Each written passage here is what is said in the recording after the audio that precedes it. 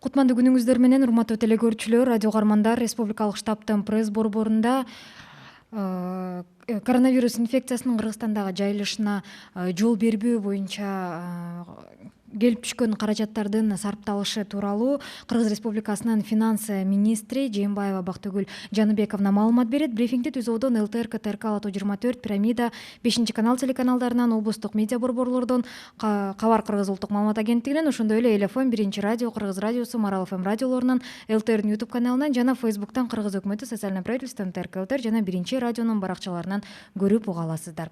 Анда эмесе Бактыгүл Жаныбековна, сөз сизде. Саламатсыздарбы, урматтуу көрөрмандар.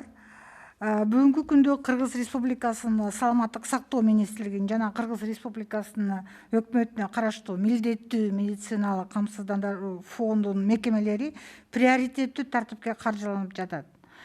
Өткөн жумада ооругандардын кескин көбөйүп кетиши менен мүнөздөлдү, аны өзүңөр баарын көрүп билип атасыңар.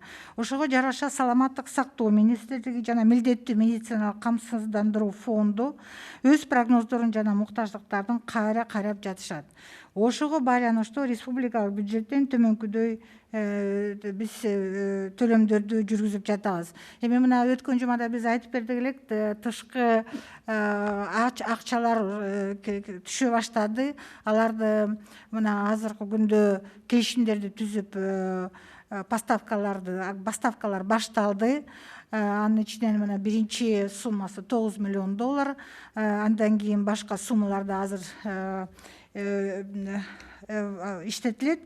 Бирок ошол эле кезде биз республикалык бюджеттен да ар кандай ошо муктаждыктарга акча каражат бөлүп жатабыз. Мына өткөн жумада эле, анан бүгүнкү күнү саламаттык сактоо министрлигине республикалык бюджеттен кошумча дагы $110,8 миллион сом бөлүнүп берилди. Анын ичине оорунун очогунда иштеген саламаттык сактоо уюмдарынын медицина кызматкерлерине компенсациялык төлөмдөргө $17,8 миллион сом, COVID-19 боюнча ПЦР диагностика үчүн чыгымдык материалдарды сатып алууга $93 миллион сом бөлүндү. Андан тышкары дагы $49,3 миллион сом азыр бөлүнүп атат. Бул дем алдыруучу аппараттарды сатып алууга. Ушул эле мезгилде милдеттүү медициналык камсыздандыруу фондуна республикалык бюджеттен кошумча $391,7 миллион сом бөлүнүп атат. Анын ичинден $91,7 миллион сом оорунун очогунда иштеген саламаттык сактоо уюмдарынын медицина кызматкерлерине компенсациялык төлөмдөргө. Андан тышкары мына азыр ушу бүгүн берилип атат. Бул 300 миллион сом бөлүнүп атат. Бул защитный коргонуу, жекече коргонуу каражаттарга защитный костюм алганга. Андан тышкары 50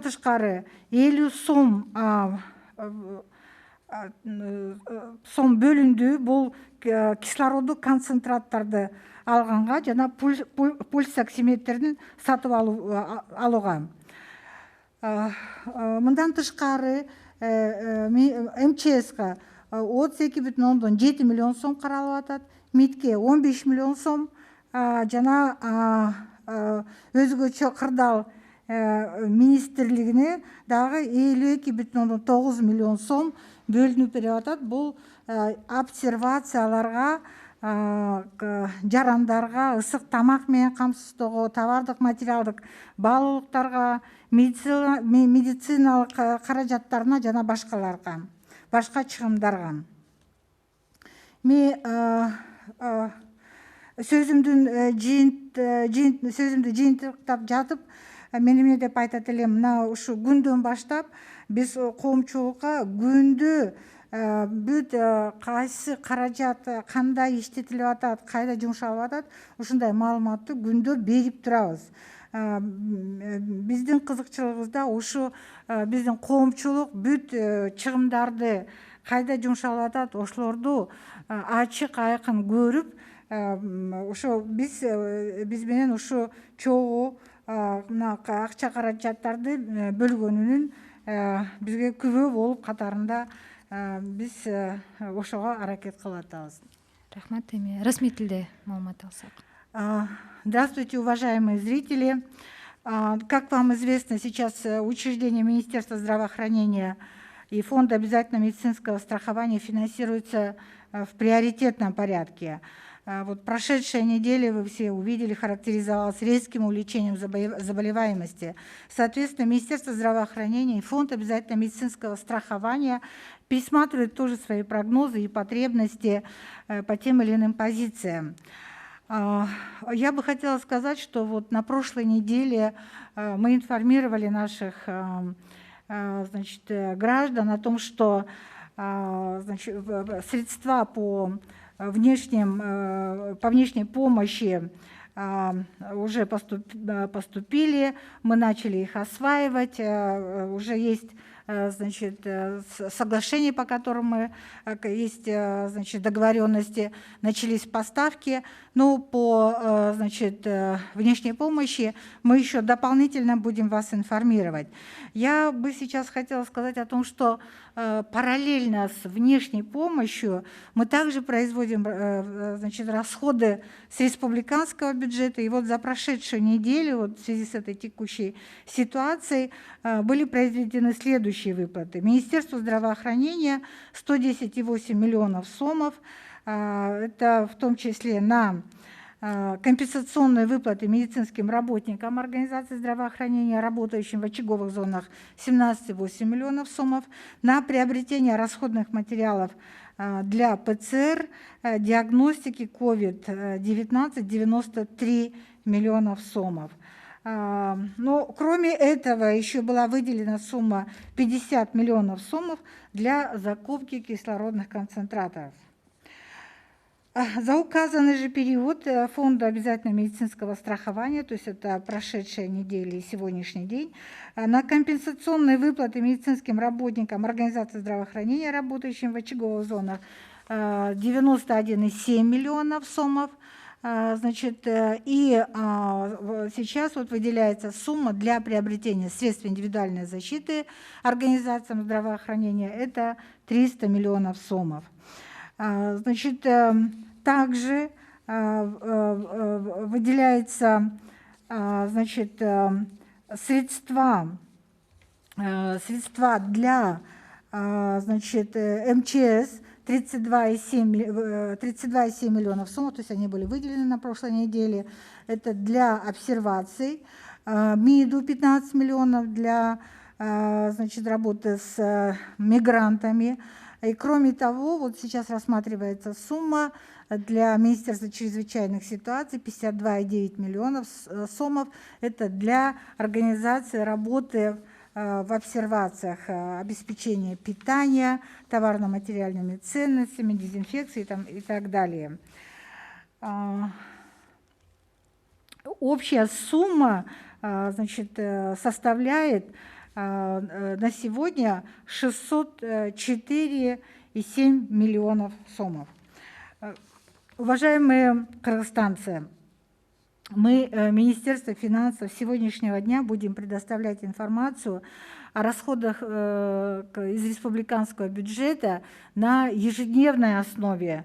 Мы хотим, чтобы вы были максимально информированы, чтобы вы знали о том, какие расходы производятся, чтобы вы были такими же свидетелями и участниками всех тех стараний и усилий, которые прилагает Министерство финансов и правительство для того, чтобы своевременно реагировать и своевременно финансировать все необходимые мероприятия, связанные с ковидом, а также связанные с социальными обязательствами нашего правительства. Благодарю за внимание. Спасибо. И вот один уточняющий вопрос. В социальных сетях пишут, что деньги на возвращение кыргызстанцев тратятся из фонда по борьбе с COVID-19. И так ли это на самом деле? И из каких средств оплачиваются перелеты, а также вывоз автобусами наших граждан? Не идут ли это из средств, которые пожертвовало население на борьбу с коронавирусом? Нет, это не так. Значит, средства, которые накопились в результате добровольных пожертвований наших граждан, они пошли только на дополнительные выплаты медицинским работникам.